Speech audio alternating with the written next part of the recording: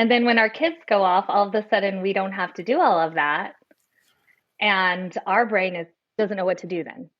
Because it's, wait, where's my routine? Where are all of the tasks I used to have to do? And it gets a little scrambled. We just flounder. Welcome to This Empty Nest Life.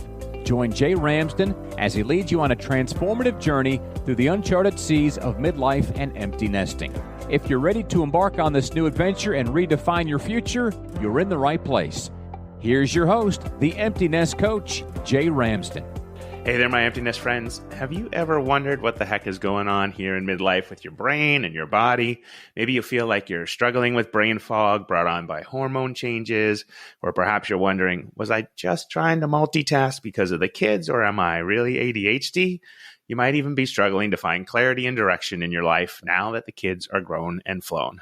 Well, today we're diving into those topics with Corie Wightlin, who helps people with ADHD live efficiently, calmly, connected, and balanced. Corie, welcome to This Empty Nest Life.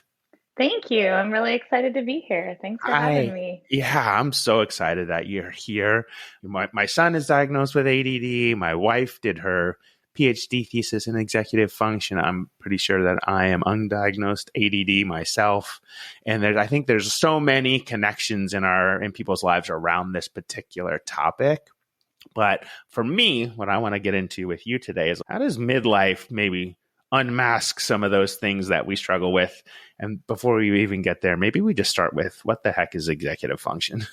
Yeah, I think that having that basic understanding is important.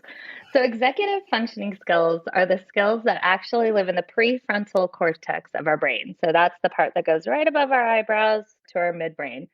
And the basic thing that I usually say is they are what makes us human. So it's organization, motivation, emotional regulation, time management. So they're the set of skills that keep us on time, keep us motivated to do the things that maybe we don't really want to do, help us hold a job or study for school. And also the big one is that emotional regulation. So when things go awry or we're not feeling so great, we're usually able to keep a lid on it. So executive functioning skills are essential to be a functioning member of kind of any community or any society.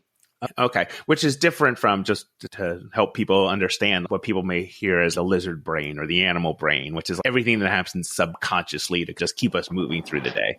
Exactly. Okay. Exactly. Perfect. Yep. Perfect. And the other thing to know is that our prefrontal cortex is not actually fully developed till our late 20s. And so when we think of our adult children who are leaving the nest and we're like, why can't they, which is in my case, why don't they know how to send a letter? Why are they calling me to ask me how to send a letter? Or why can't they just do the things that we think they should do? A lot of times their brain is still under construction. So they're still figuring out how to do these things. Yeah. And then if you have ADHD, that part of your brain really isn't ever fully constructed. And so we have to build a set of systems and tools externally that kind of help scaffold it up for us. Yeah, I love that kind of framing. It's like, parents, if your kids are pissing you off before they go off to college, it's with good reason. They're not fully functioning in their brain just yet. It's not fully formed. There's some things still coming. That's why it's so much fun when they come back to us when they're 25 or 26. You're like, oh, you're an adult now. Okay, great. Yeah. Awesome. Exactly. Okay, now I see. Perfect. Yeah. It wasn't college that did it or your first job. It's just how our brains get formed. Yeah, exactly. So then for people who are perhaps struggling with the example I gave in the preview is some people think, oh, I was just multitasking and trying to do all these things and turning left and right because I have kids. But it could be something different. So how would I know? Yes, I hear a lot like, I think everyone is a little ADHD. And here's the thing, everyone does struggle with attention every once in a while, or focus every once in a while, or time management, or emotional regulation. But in true executive dysfunction, it really impacts your life, right? You miss appointments more often than not. You're always waiting to the last minute to get something done and relying on that urgency to motivate you. You have really big reactions to things that maybe other people are just pissed off a little bit about. And so if you are feeling like, wow, this is really impacting my life, it's most likely, something's going on.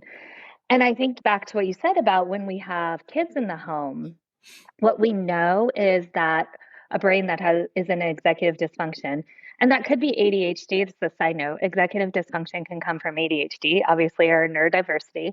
It also can come from trauma. Trauma can ignite an executive dysfunction response, lack of sleep, and high stress. So all four of those can elicit executive dysfunction.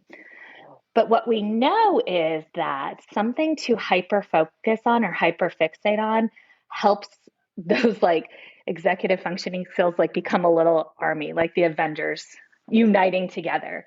So when we have kids in the home and they have so many things going on and you're having to manage them and you're having to keep on schedule and you're having to get up to make breakfast and get them to water polo practice, that actually can help them stay online. And then when that goes away, all of a sudden you don't have that anchor or that foundation for those skills anymore. And so I see a lot of folks whose kids have left or they've built their life as we do around our kids. And then when they're gone, they don't have any kind of anchor to hold on to those skills. And all of a sudden they feel like they're totally lost. Got it. Okay. So folks, if you're listening, listen, it's not your fault. Right? If your kids lose that anchor, and it's not your fault that you were the anchor, you just didn't know, right? Exactly. And so what I heard you say is that parents often act as the executive functioning part of the brain for our kids. Mm-hmm. Do you have your lunch? Do you have your backpack? Is the lunch in there? Is this book? Is that homework done? Asking all the questions that a fully formed brain would ask as we're going through whatever. Okay. Okay. Yeah. And then when our kids go off, all of a sudden we don't have to do all of that. And our brain doesn't know what to do then. Because wait, where's my routine? Where are all of the tasks I used to have to do? And it gets a little scrambled. And if you are an executive dysfunction, especially if you're someone with ADHD, you don't naturally come back into regulation. Because our brains don't do that. We don't regulate our dopamine, which is our motivation chemical. We don't regulate our cortisol, which is our stress chemical. So unless we put in a set of tools or systems to bring us back to that regulation, bring us back to the middle, we just flounder. Oh, okay. So now my brain is saying, all right, the kids are getting ready to go to college. Not only are our emotions heightened because of that transition, but also we aren't learning how to regulate our dopamine or our cortisol. And we're just like, it's not just one thing. It's multitudes of things coming together all at the same time with that transition.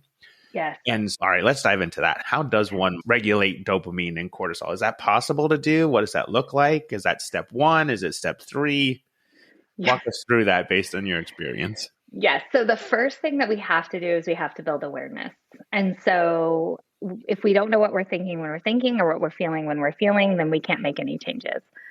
So the first thing that I have folks do is literally just keep a journal for a week or so. How long did things take you? Did you think that it was only going to take you 10 minutes to get ready for work, but it actually takes you 45? Did you think that that project was going to take you 5 minutes for work and you spent 3 days on it and now you're behind on everything else? Then also, what's motivating you? Are you waiting to the last minute and you're staying up really late to get everything done? Do you have to have someone next to you, or do you have to have someone kind of helping you along to get something done? So keeping track of how long things are taking you, what's motivating you to do them, and what are the tasks that you are absolutely avoiding? Because we know that those are probably really uninteresting and unmotivating to you. Okay. So once we have that baseline, then we can start to first the time management piece. When we're in an executive dysfunction, time goes out the window. We're totally time blind. And so once we start to see how long things actually take, then we can start building our days around reality and not this like perception. And that helps a lot. And then the second is building motivation. So brains are motivated 4 ways: urgency, challenge, novelty, and interest. So if you are noticing that you are just relying on urgency, what happens then is we are running on cortisol, right? So if we get it done. I've heard so many clients say, well, yeah, when I wait till the 11th hour, I get it done and it's always good.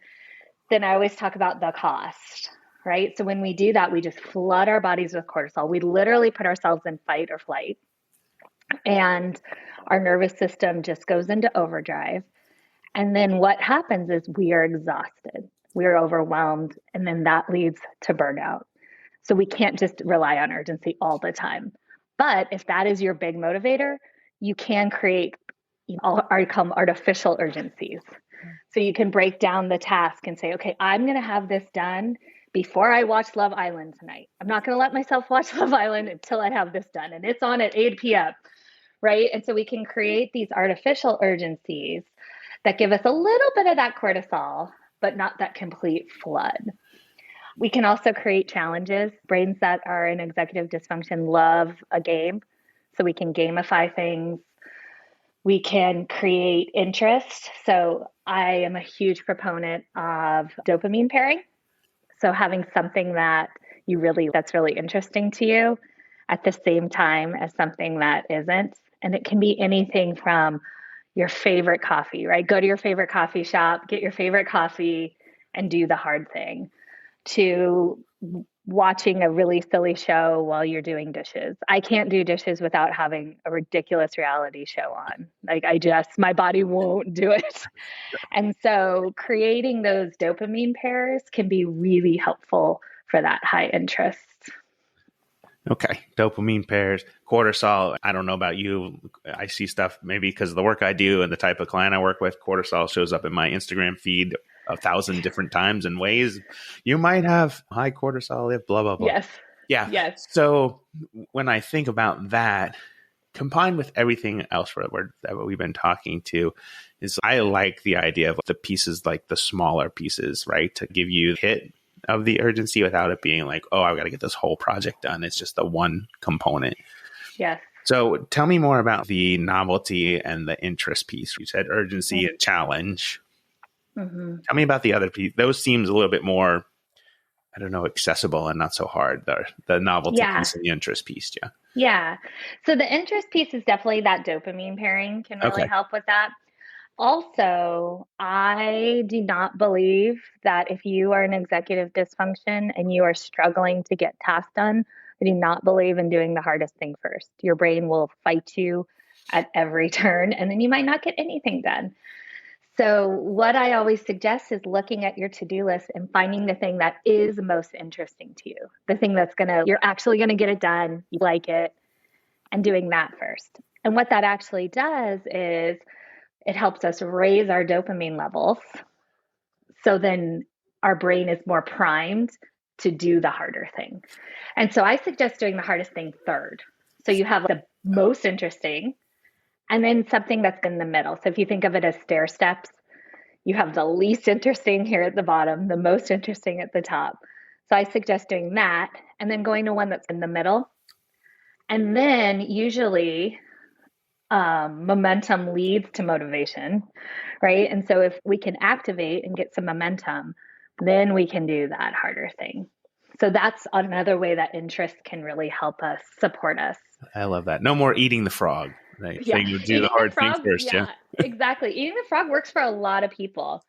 But I have found that it does not necessarily work for ADHDers. We don't like the frog. We will do everything we can to not eat the frog. And then that actually builds a lot of shame and a lot of guilt. And then we feel really bad about ourselves. But it's not that we can't eat the frog. We just can't eat it as the appetizer. As the appetizer, right? It's the main meal. Yeah. You're going to make me cry here because I'm like, oh, crap, man, I'm ADD because the eat the frog thing never works for me either. It's just too much. Like, ooh, and the shame and the guilt then kicks in. So I totally feel that 100%. Yeah.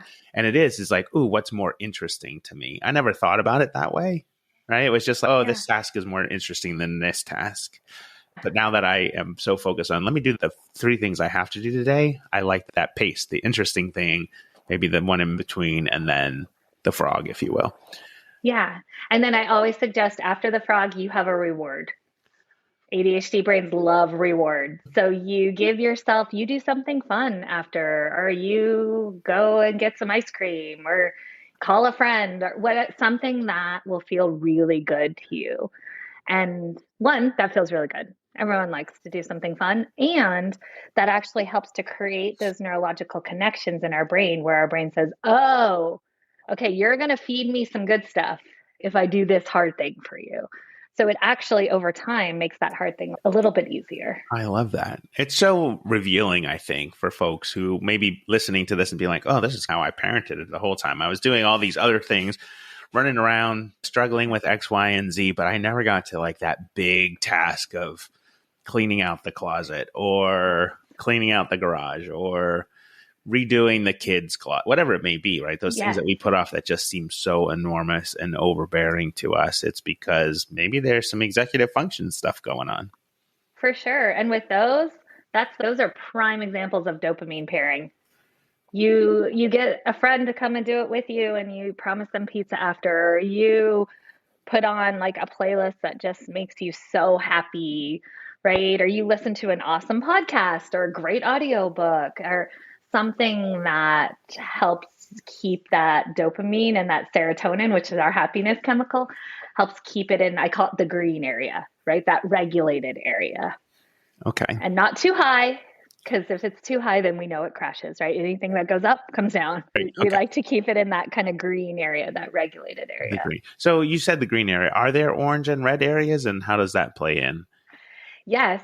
So when I work with clients, I work a lot on zones of regulation. So with zones of regulation, we have, just really briefly, we have blue at the bottom. And blue is really low, right? I can't get out of bed. I can't do the thing. I'm feeling really tired. I'm feeling really bored. Then we have green, and that's regulated. I can do the thing, but I'm not like so hyper focused on it that I can't do anything else, and I can't go to the bathroom, and I can't eat, right? I'm feeling pretty good. That's where we want to be. Then we have yellow, which is a little elevated. So yellow could be a positive or like a feel good emotion, like I'm really excited or I'm really happy. So I can't quite, if you've ever planned a party or something where you're like all over the place because you're so excited it's happening and you're not like not ever finishing one task. Or it can be, I'm a little bit frustrated, I'm a little stressed, and it's hard to do the thing because I'm feeling out of whack. And then we have red, and red can be super hyper focused, which is what I spoke about, which when we're in hyper focus, that is where we forget to go to the bathroom, we forget to eat, we forget to drink water. Somebody can say, hey, come on, we got to go. And just 5 more minutes, just 5 more minutes, just 5 more minutes. And it just feels so hard to get out of it. And that's what I spoke to earlier with the urgency, right? We get a lot done in hyper focus at a cost. And then we have, or it can be a really difficult emotion. We're really angry. We're really stressed. We have tons of anxiety and we can't get things done. And the goal is to stay in that green area as much as possible. And that goes back to the awareness is I have everyone from my elementary school clients to right now, my oldest client is 70.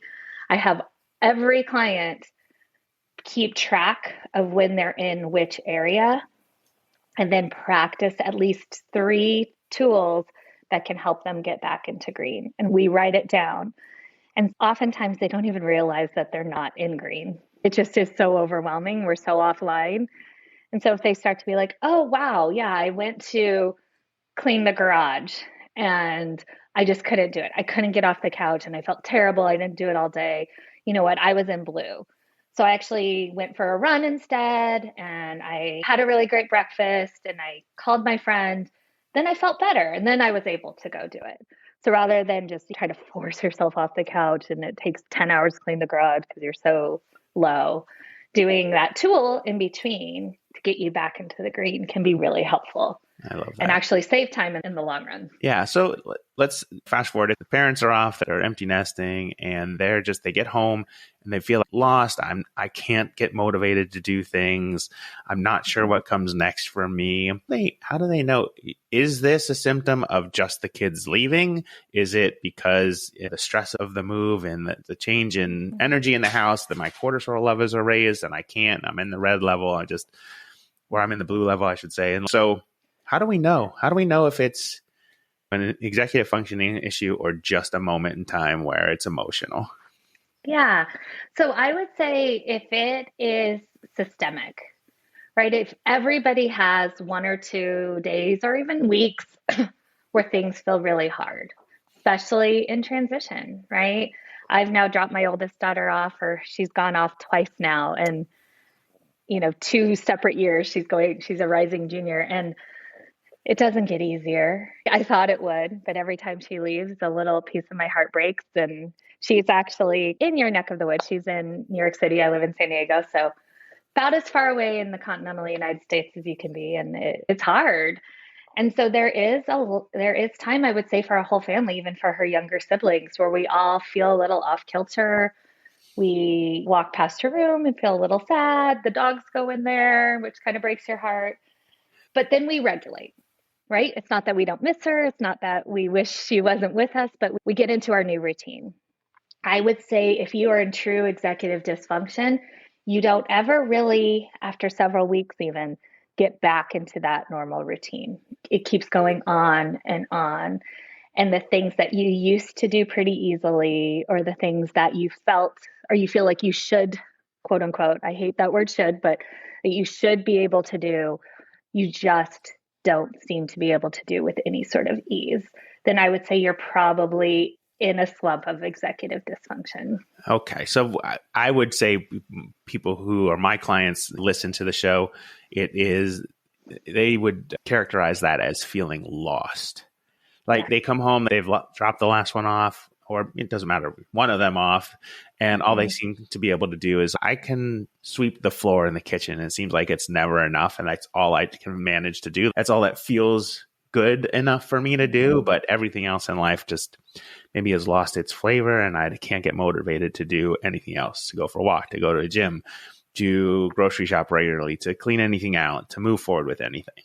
That sounds more like it could have been or could be an executive functioning disorder. Does that sound correct? 100%. 100%. I feel like you just like check of pretty much all my clients.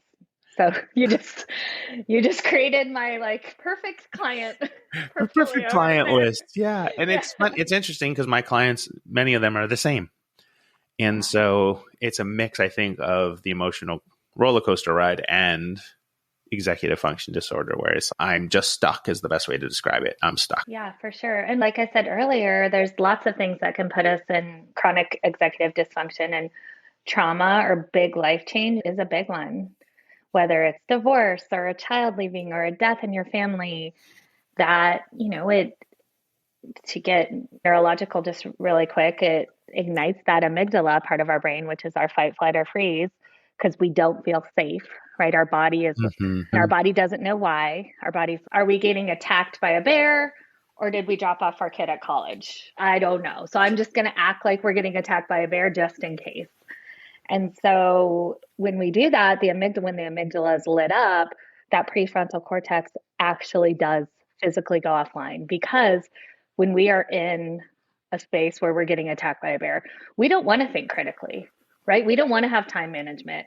We don't want to like pause and decide what to do. We need to react. And so when that's happening for a really long time, that's really hard on our bodies and our nervous systems.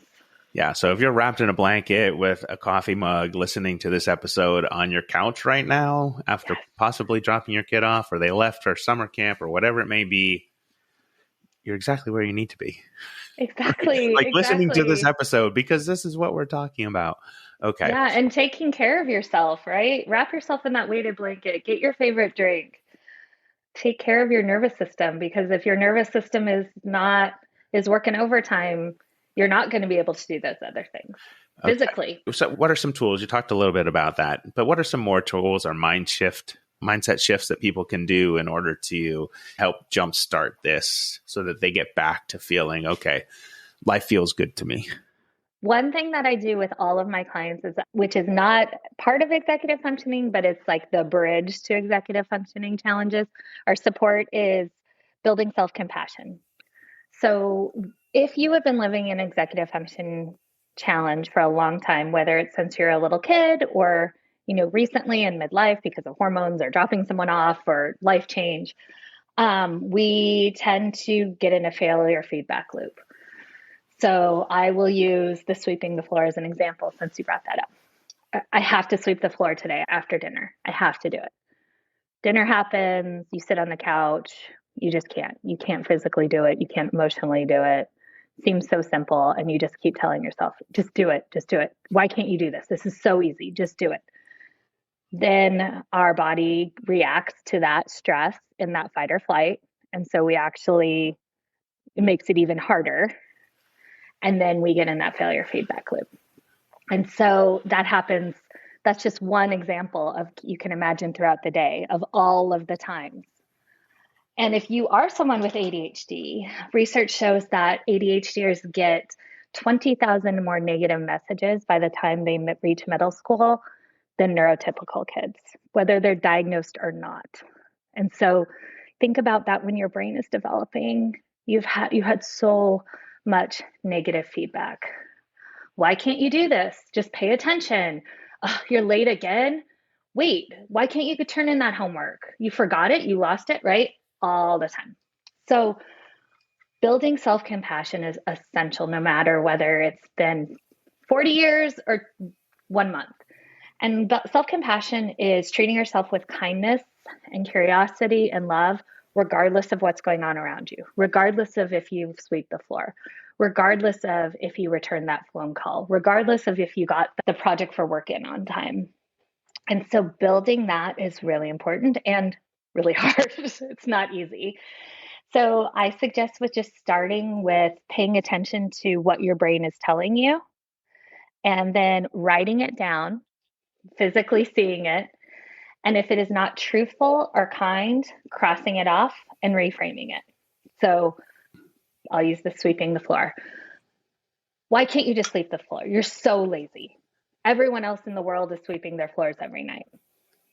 Well, that's not true. Not everyone is doing that. It's also not kind to call yourself lazy. So crossing it off and then maybe saying, this is really hard for me right now because I'm just trying to get through every day. I'm missing my kid. My routine has completely changed. So I'm going to sweep the floor maybe tomorrow morning when I have more energy. And just allowing yourself that reframe. And the more we do that, the more we see what we're saying to ourselves and that physical cross off and reframe, the easier it becomes, a little bit more automatic. And we start to see, wow, we really don't treat ourselves very kindly. Yeah, we don't speak to ourselves kindly. It's, how is that thought serving me right now? Is it really serving me to beat myself up, or can I think of it a little bit differently? It's okay if I'm not sweeping the floor tonight. Yeah. Exactly. And the other thing to start the foundation of it is keeping track of what is in your control. And I love this. Yesterday, I took my high schooler to a college showcase. She's a water polo player, and they had an Olympian there. And she sat them all in a circle on the gym floor. And the whole talk was about what is in your control and how can you come back to that over and over. And so I'm so grateful she's telling this to 16-year-old athletes, because a lot feels out of their control. Sure. And the same thing for us as midlife adults, right? Is what is in our control. And if something feels out of our control, is there something that we can do to respond to it rather than react? And so if we start to do that, we start to see, well, there's a lot more that's in our control than feels in our control. And then we can start to create some reactions to those that feel a little bit more helpful to get us out of that. And then the third is honestly planning rest and recharge. And when I say rest, it doesn't mean like laying on your bed. It might, but there's several different kinds of rest. There's physical rest, there's mental rest, there's emotional rest. And so planning that and putting it in your calendar and giving yourself time to recharge and regulate right now in life is not, it's not a, yeah, I should do that. It's essential. You plug in your phone, you plug in your computer, right? There's all those analogies. You can't pour from an empty cup. It's all so true. So if you don't take time to do that hobby you really love, or to go on the walk with your dog, or to meditate or pray or whatever emotionally or spiritually helps you, you can't, you're gonna burn out. Yeah, I love how you framed rest in multiple ways, right? Than just saying you should rest and take care of yourself, because people are like, rest means, oh, I should be sleeping for a while, or as opposed to saying, no, it can be multiple different ways to take care of yourself. So I love that too. In this journey, especially in midlife. I was never a napper myself, but I have come to love an hour nap with some positive meditation music on a couple of times a week, just to reset and reframe. And that's so good for my brain. And then I also just ask my brain questions there to let it process during that time too. And it's a wonderful way to do that. I'm curious, through this journey of yours, Corie, you've done a lot of work, obviously, in an executive function and helping people. But what's one thing you've learned about yourself in this journey? Oh, just one thing? A million things. Do we have another hour on the podcast? I think the big thing that I have learned, and I say this all the time, is I used to tell everyone would say, how do you do it all? And I used to tell everyone that I had a giant like Thanksgiving platter. Like some people have a plate, right? A lot on their plate. I'm like, I just have this giant Thanksgiving platter. I can do it all. I can say it all. I can be on every committee. It was not true. I was lying to them and I was lying to myself. I really had a really small plate and it was just piled really high and things were getting lost in it and it was cracking and I was dropping things. And so I have really learned what my capacity is. And going back to what's in my control, it's not in my control what other people's capacity is. So some people might have a bigger capacity. That doesn't make them a better person. That doesn't make them a better parent. And once I set boundaries, which are really hard, but I practice, and I started really taking care of myself in ways that were right for me and not just what I thought I should do, my whole life view changed. My relationship with my kids got so much better because I wasn't rushing all the time or out all the time or forgetting things or yelling at them for things that weren't their fault and they were my fault because we were overscheduled. My relationship with my husband changed, with my friends. And so figuring out what my capacity is at this time in my life, it was a game changer. And I have to come back to it often because it's really easy to let that plate get bigger and let things sneak in. But I reassess that all the time. And I think to myself, okay, what kind of life do I want to live? And how do I want to show up? Yeah. Two great questions. How do I want to show up in this life that I want to live?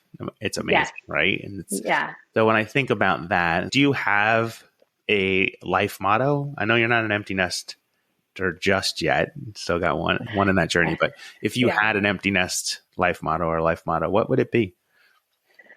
That's a great question. I think it would be that show up every day like it's a new day. And I think that's really important for people like me that have neurodiverse brains because we are a little bit like goldfish and every day feels like a new day. And it's really easy to bring shame and anxiety and guilt from previous days.